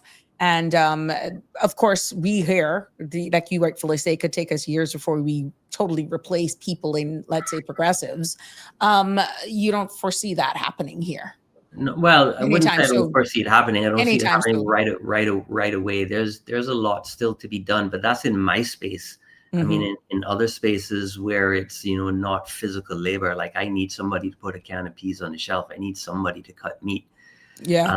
So we're from my industry, we're a good ways away from that. And when you look at self-checkout, which I know we talked about on the last show, we're not in any rush to go down and replace our cashiers with self-checkout, because that has a whole raft of issues with that. I think it's going to be something that we offer at some point, and probably relatively soon. But it'll be a small offering just for those who like it, but it's not aimed at replacing cashiers. Okay, gotcha. It's aimed at those who really just want to do their own thing and get in and get out. Okay, good for you.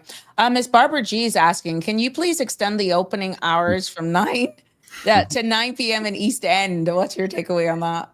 I think the only time that's really necessary is on Saturday. The rest of the day is just don't warrant it from a sales perspective. Okay, you just don't see the demand. Except for Saturday. Saturday is the only day.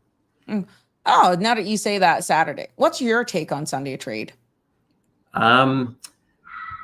Sunday trade, I think is relatively close to pushing that door. I am so happy for your candor, because the demand is there. Do you see that actually becoming a reality where you're going to have to open? It already is. So we can talk about whatever hypocrisy we want to talk about and say, well, Foster shouldn't because it's a family day or a church day or whatever. But save for the supermarkets, all restaurants are open, liquor stores are open, gas stations are open, McRuss, ShopRite, they're all open on Sunday. So it's The only not it's not that. The only thing that makes us different from them is we're bigger. your square footage is what's stopping you. Yeah, and as I said, I don't think Jesus cares about size. There you go. So, okay, I love where this conversation is going because I'm seeing others that are saying, the time has come. And that could be a split conversation, but for another day. But I thank you for your candor in answering that, because right now the only thing that is blocking you is your size. Mhm. But you wouldn't have a problem transitioning into that if you have to. No, we wouldn't. I mean, obviously there comes with, again, more logistics, right? So now it's you have to then schedule your cleaning differently. So there's things that you then have to do differently to accommodate 7 days a week. We wouldn't do 24 hours. We don't see the need to say open past 10 o'clock at least at this point. Our 6:30 to 10 works for us, and we don't really foresee a need to change that, but we do see a need to start Sunday trading. Okay, good. What type of advocacy are you doing? Are you doing that solo, or is it a group of persons of your size that is over the square footage? Will you be making a presentation possibly to government for hopefully amendments to that piece of legislation? We would. I'd say that's probably sometime in 2026. I don't have a date or anything. And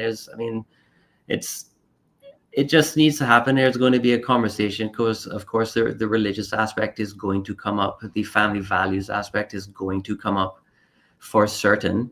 But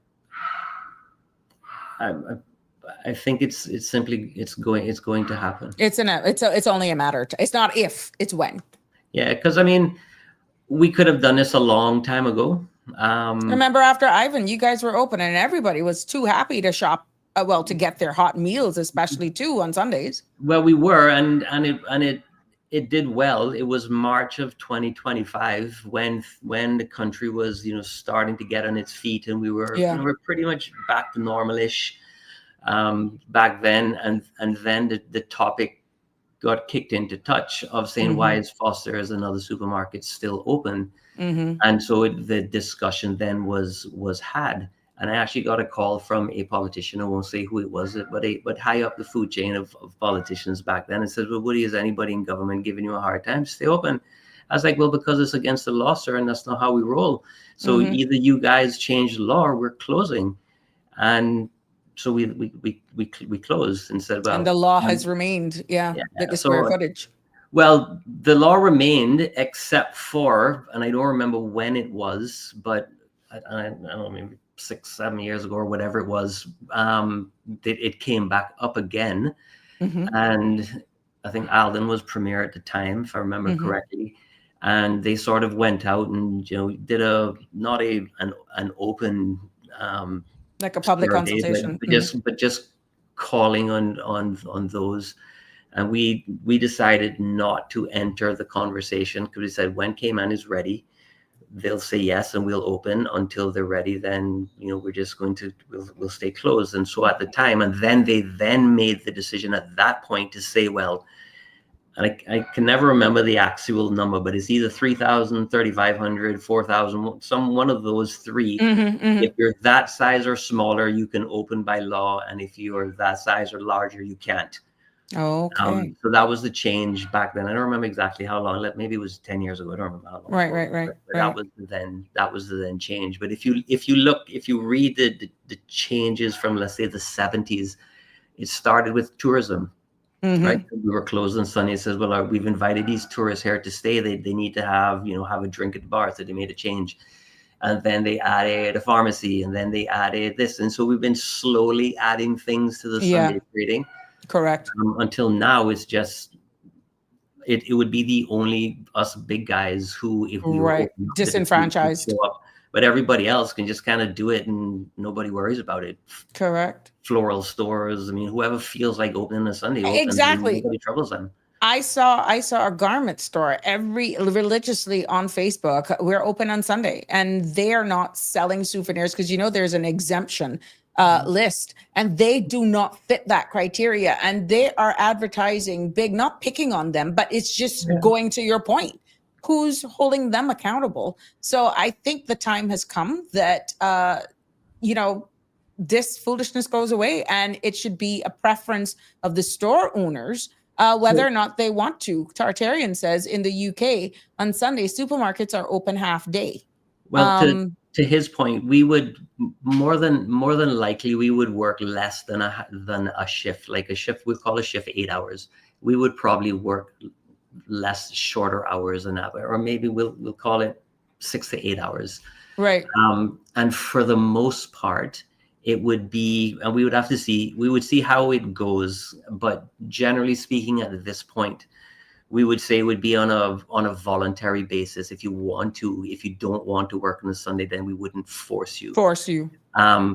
But like currently, we pay time and a half for Sunday, so those that work on Sunday get paid more, and we would maintain that at this stage of the game as a policy. Mm-hmm. So as a policy and as a benefit to saying, well, it'll help you to volunteer because you're getting more. paid more.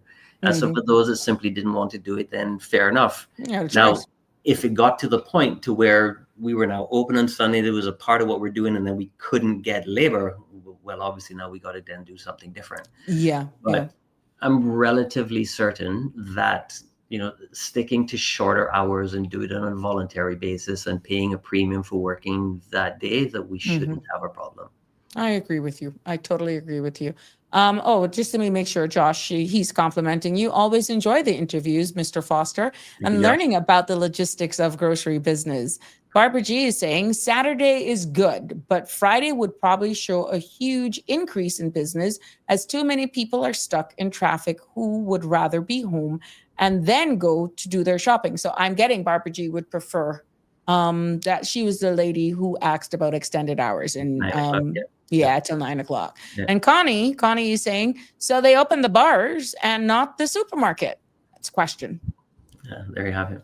But a square footage doesn't actually impact the bars, Connie. It's their how loud their music is playing on Sundays after 12, I think it is what it is. So it's very interesting though. But I'm happy that we asked that question, because more and more I'm hearing the conversation being had.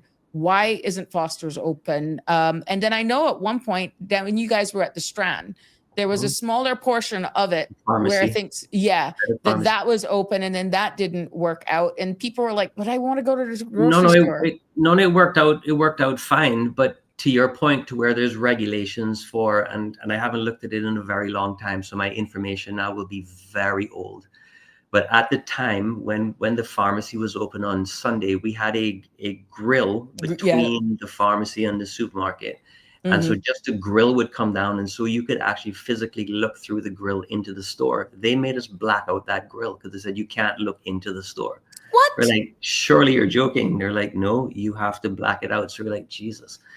So we'd have to get things and put shelving in front of it, and so it was God. Really silly. But it was after what I told you about in March of 2005, after Ivan, to when we said, all right, well, you know what? Since you're going to give us a hard time about staying open on Sundays and it's actually illegal, we're simply going to close, and we close the pharmacy as well. It says we're just going to close until Cayman is ready to change the law. We're just going to close. Well, my love, I think we're there. I think we've beat that topic up. I got your stance, and we're definitely going to keep the conversation rolling here. The conversation has been had as to whether or not Cayman is at that point now where Sunday trade is allowed. Of course, there is going to be public discussion to be had. But this is... Yeah, of course, because we don't want to do anything in isolation, but it's just a fair conversation to have when we go away. Walmart's open 24 hours, and I bet you it is what it is. Home Depot, Lowe's, they're the first one there before they catch us on their flight back home. So you're like, why? You know, at the end of the day, I can run a poll. Yeah. Nobody likes change. Yeah. Good idea. We're going to run a poll. Sandra got this down pat. I'm going to probably throw that poll on her, Connie, even though I would love to do it here. I don't know the logistics of running a poll, but I will definitely like to do a poll on that topic about Sunday trade. Sounds like you got a yapper as well. Mine is downstairs. Your doggy. Sorry about that. It's my wife's dog, No. not mine. Oh, now you're going to blame it on her. I will not comment there because I actually love dogs. Yeah, Connie, we're going to do a poll on that. Definitely. Tartarian, Sundays sound like a good day for training young staff and part-timers. Interesting. Yeah, but we do a fair amount of that now with our bagger program, and we do hire youngsters for cashiers and merchandising positions. So it is great training because, and I think we talked about this on the last show where we take it seriously. They have to show up to work. If they don't show up to work, we'll fire them. Because they have to understand if you commit to something, you have to do it. It's not just the over for when you feel like coming. Mm-hmm. So it is really good training ground. Correct. Well, like I say, I agree with Connie. If the bars are open and we know that it is what it is, I think we are at that point, and we will do this poll, be it on the CMR TV platform or the Sabrina Speaks. It doesn't matter. We just need to get the information. But I think we're going to do it, and let's see what we can do with getting that to our powers, the leaders to be. And it's early in an administration, so you got time to recover if you upset a certain bunch of people. I think it's wise, if you're going to remove that square footage, that you do it now. But yeah, as Marshall says, Walmart is open 24 hours, but they not are open 24 hours. They're not open 24 hours, but they open 7 days a week. Yeah. There we go. Woody, thank you so much. Any closing remarks? Anything you would like to leave with us, as we go through the season? And again, I want to personally thank you for taking time out of your busy evening. We often talk, and like I said, once I get it here, I'm going to share it with you, and I will give the feedback to my listening audience as they come once I see you, or I'll send it through to you and any questions asked. But it is always a pleasure to have you here so that we can see from the lens of a merchant, and especially you for in the supermarket industry. Everybody's screaming how cost of living is here, and we need to do things. We need to do this. You just got to understand it. My only parting words is the government has had one meeting so far in terms of trying to set up a trade commission or trade committee or whatever. Yeah. Mm-hmm. In terms of looking at how can we adjust shipping routes or buy from different countries or whatever. So they've had one meeting, and I think, I don't know, it was probably 25 of us there. So, and it was well attended. Okay. So I know the government's I know they've talked to the government of Brazil, they've talked to the Dominican Republic, they talked to Honduras and Panama. They're out there pounding the pavement. Mm-hmm. And so they're then trying to bring us all together to see if we can come up with some type of consensus. Okay. So that's encouraging. Now, are we going to be able to find well, I know we won't find a silver bullet, but are we going to be able to find some ways of getting things better or faster or cheaper or more efficiently? Mm-hmm. Mm-hmm. We'll have to see, but at least we're talking. So that's a start. Promising and encouraging. That's a start. Well, thank you so much again. Really, really love having you on, and we will definitely keep you up to date with how this poll is going, be it here or Sandra do it. I'll reach out to her. But we'll definitely keep you in the loop, and let's hope we can evoke change respectfully, and that persons will have choice. I think we have reached that phase here in the Cayman Islands, that we got to change with the times, and respectfully, if you are a business owner, it should be your choice. And I can see it going into even how we operate, even on Saturday nights going into Sundays. I can see that really at the door. Again, having some changes there as well. But we have to be respectful. I totally get it, but we also have to be realistic with the changing times that we are. Mm-hmm. Yeah. Kudos to Mr. Woody, son of the soil, serving our people. That's Denver Douglas, bigging you up. Thank you so much, my love. Thank you, Sabrina. Do have a good evening. Always a pleasure. Take care. You too. God bless. Thanks. There you have it, ladies and gentlemen. It's always good talking to Woody, and he's always so he gives us a total different perspective from what you see instead of just going in and pushing your carts.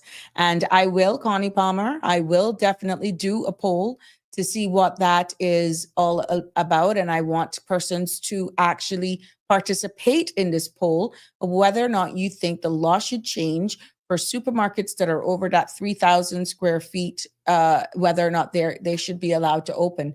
Has Cayman reached that point now where any business, if they so desire, should reach that? But specific to this conversation here, for supermarkets that are over the 3,000 square foot limit, whether or not that will be in something that Cayman wants.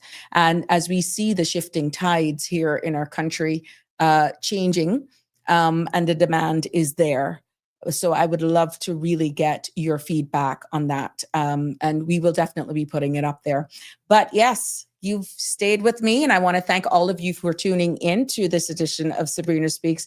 And the conversation with Woody gave us a lot again to think about, from the holiday special to rising cost, drop in even turkey breast. Yes, I like butterball for some reason.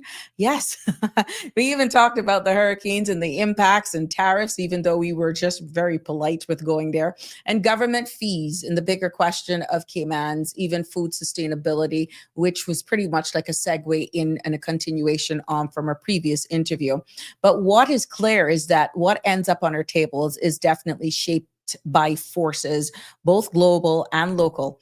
And as we can see, Foster's continues to play a vital role in helping families, you and me, celebrate with cheer while navigating all of those challenges that we don't even know goes behind actually what it takes to run this operation, and definitely the financial implication, the costs that it takes in running an establishment of that nature.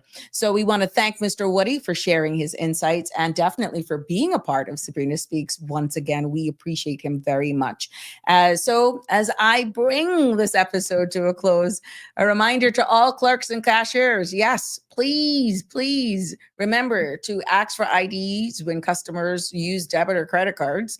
And it's really simple but important step to protect both the customer and the reputation of the store, because it also helps keep our community safe as well. And I want to thank each and every one of you for religiously tuning in.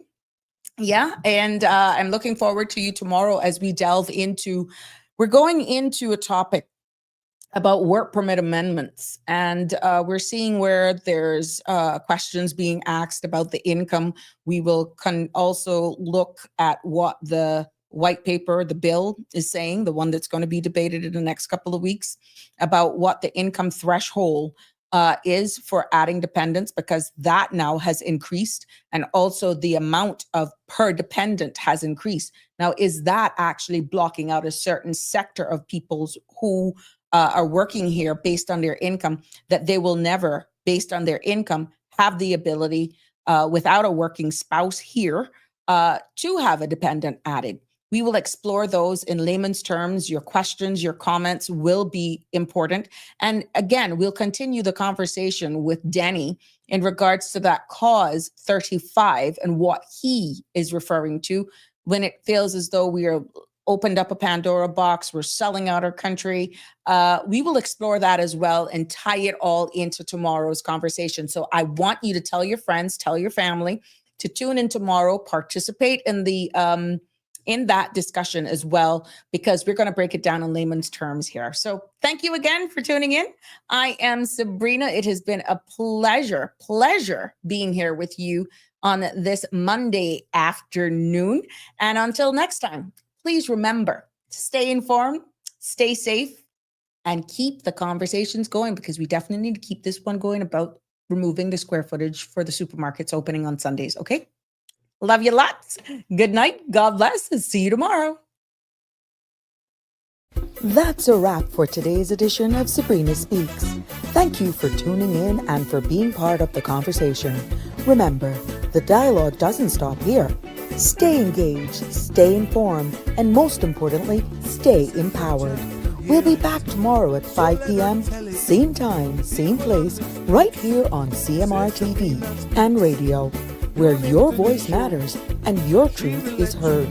Until then, Cayman, take care of yourself and each other.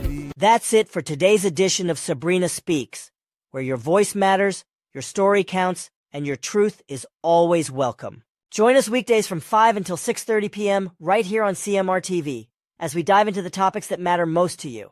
Catch the show live or on demand at cmrtv.com. And don't forget to follow us on Facebook, YouTube, and Instagram so you never miss a moment. Until next time, stay informed, stay engaged, and always speak your truth.